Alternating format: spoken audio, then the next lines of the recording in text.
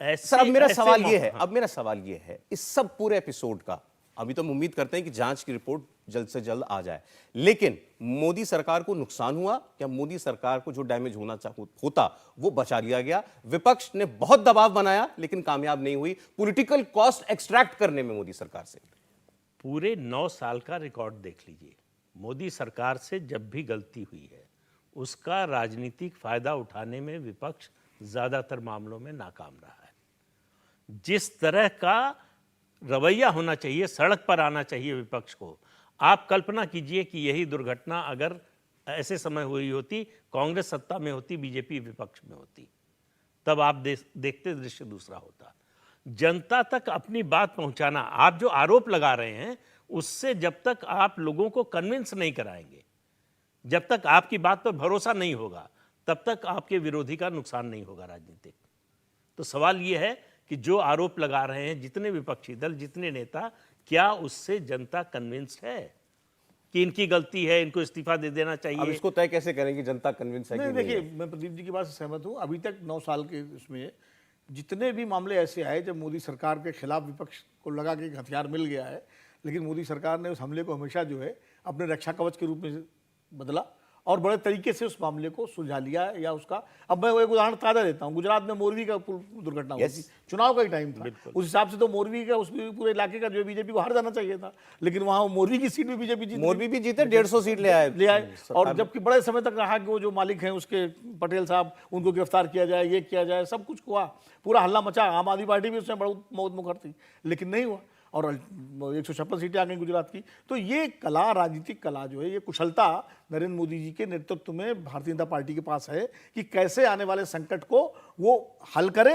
और उसका नुकसान न होने दे। और इसमें भी देखिए, इसमें मैं अश्विनी वैष्णव की जो प्रोएक्टिवनेस है, जिस तरह वो लगातार 2 दिन 3 दिन वहाँ घटनास्थल पर रहे और उन्होंने सारा रेस्क्यू ऑपरेशन, बचाव कार्य को स्वयं देखा, मंत्री का वहाँ रहना और स्वयं देखा, उससे भी सरकार की एक संवेदनशीलता लोगों को दिखाई देती है। और इसीलिए मैं कह रहा हूँ, विपक्ष जब बार बार ये मांग करता है ऐसे मंत्री के इस्तीफे की जो मंत्री घटनास्थल पर पूरे संवेदनशीलता के साथ जुड़ा, मान लिया अब वो तो जांच में आएगा कि तकनीकी गड़बड़ी थी कि साजिश थी, क्या था, लेकिन अब मंत्री, कोई भी मंत्री हो, चाहे मान लीजिए यूपीए सरकार होती और कोई मंत्री कांग्रेस का होता, तो मंत्री तो गाड़ी चला नहीं रहा, मंत्री तो सिग्नल जो है वो हैंडल नहीं कर रहा।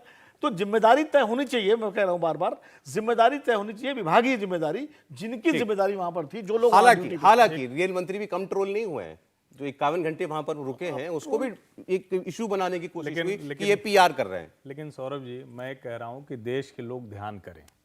अभी विनोद जी और प्रदीप जी ने कहा आप लोगों का अनुभव ज़्यादा है और आप लोगों ने जो देखा है उसके लिहाज से बताया, लेकिन मुझे नहीं ध्यान में आता कि देश में किसी त्रासदी के वक्त कोई मंत्री, कोई सरकार इस संवेदनशीलता के साथ लगी हो।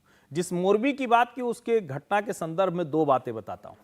पहली बात यह कि वहां का जो विधायक था वो कांग्रेस से आया हुआ था, भाजपा सरकार में मंत्री था, लेकिन जब ये दुर्घटना होती है वो गायब हो जाता है। जो भाजपा से जिसको टिकट नहीं मिला था वो छलांग मार जाता है, क्योंकि प्रधानमंत्री नरेंद्र मोदी से उसकी बात होती है, वो रिपोर्ट देता है, वो बताता है कि मैं ये कर रहा हूं, वो हटता नहीं है। और प्रधानमंत्री भी उस दुर्घटना के बाद वहां पहुंचते हैं, उसको लेकर भी वितंडावाद खड़ा किया जाता है कि हॉस्पिटल। मुझे लगता है कि सरकार जब भरोसा जमाना होता है तो वहां खड़ी दिखती है, दुर्घटना होती है, दुर्घटनाओं की वजह से लोगों की जान जाती है तो लोगों को पीड़ा होती है, लेकिन उस पीड़ा के साथ खड़ा हुआ गार्जियन की तरह प्रधानमंत्री और उनकी सरकार दिख रही होती है। चलें, बालासोर रेल हादसे की हमने बात की, सबको इंतजार है कि हादसा क्यों हुआ। आप सीबीआई जांच कर रही है तो सीबीआई बताए। इंडिया टीवी हर वक्त हर जगह डाउनलोड करने के लिए सर्च करें India TV news Google play store या ऐप स्टोर पर।